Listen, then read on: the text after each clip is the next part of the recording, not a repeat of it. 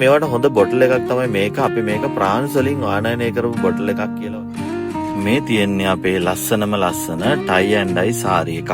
ඉතින් මෙන්න මේ වගේ සාරි එකක් හදලා හොඳ ප්‍රොඩක්ට් එකක් වෙළඳපොළට අලෙවි කරන්න ඔයා බලාපොරොත්තු වෙනවා නම් මෙන්න මේ කාරණා ටිකක් ඔයාට වැදගත් වෙයි. ඉතින් අපි මේ සාරි එක මුලින්ම වැක්ස් කරගෙන පොඩි ඩිසයින් එකක් තියෙනවා පොට දෙන. ඉතුරු කොටස් ටික මේ විදිහට පොඩියට අහඹු ලෙස නවලා අපි මේසයක් උඩ මේ විදිහට ටිකොලයක් දාලා පොඩි කරලා තියාගෙන තමයි මේ වර්ණ යොදන්නේ.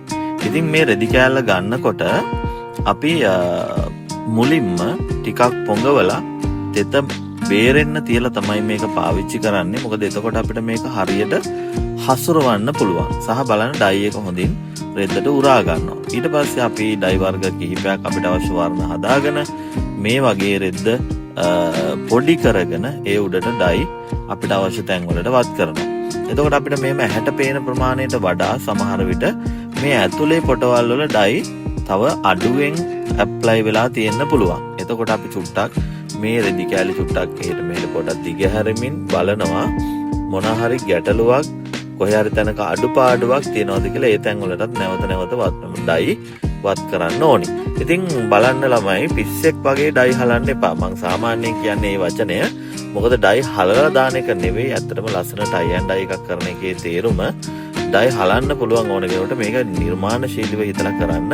ඉතින් මේවට හොඳ බොටල් එකක් තමයි මේක. අපි මේක ප්‍රාන්ස් වලින් ආනයනය කරපු බොටල් එකක් කියලා ඔයාලා හිතන්න එපා.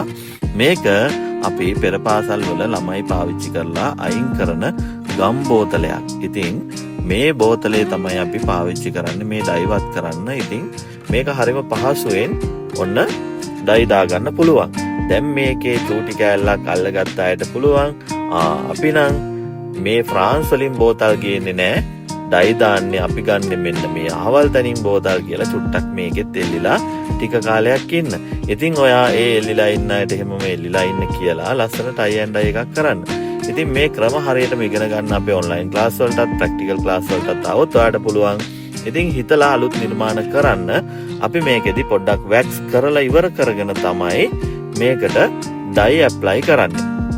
එතකොට ඔයාලට මේ පේන කොටසේ බලන්න පොඩ්ඩක් ඉටි කරලා ඒ ටිකට ඩයි ටිකක් වැඩිපුර අපි ඇප්ලයි කරනවා. මෙතන මේ ඩිසයින් එක අපිට හයිලයිට් වෙන්න ඕන නිසා ළමයි අපි මෙතනට තද වර්ණ, තද කළු, තද නිල්, ලා නිල් ඒ ටික මික්ස් වෙන විදිහටත් ඉතුරු තැන් වලට අවශ්‍ය මදි පාඩුවට ඩයි එක් කරගන්නවා. ඉතින් අර කළු වගේ වර්ණයක් එක්ක අනිත් වර්ණ තියෙනකොට ඒ වර්ණවල තීව්‍රතාවය, දීප්තිමත් භාවයත් හොඳට පේනවා. ඉතින් සාරි එකක් අපිට shopping එකක් වගේ අස්සට දාන්න බැරි නිසා අපි මොකද කරන්නේ? මේ විදිහට ඉටිකොලයකින් වහලා මේක තියා ගන්නවා. ඉතින් අපිට අවසාන ඒ කියන්නේ අවශ්‍ය කාලය තියා ගන්න ඕන නිසා සාමාන්‍යයෙන් මෙන්න මේ වගේ තමයි අවසානයේ ඔයාලට මේ සාරිය දකින්න හම්බ වෙන්නේ. ඉතින් මේ සාරිය ගැනත් ඔයාලට මේ හම්බෙච්ච අදහස ගැනත් පොඩි කමෙන්ට් එකක් දාගෙන ගියොත් ඒක අපිටත් ලොකු ශක්තියක්, ඔයා දෙන ශක්තියක් වෙනවා. ඉතින් ඔයත් ලස්සන බ්‍රෑන්ඩ් එකක් හදන්න ජය වේවා.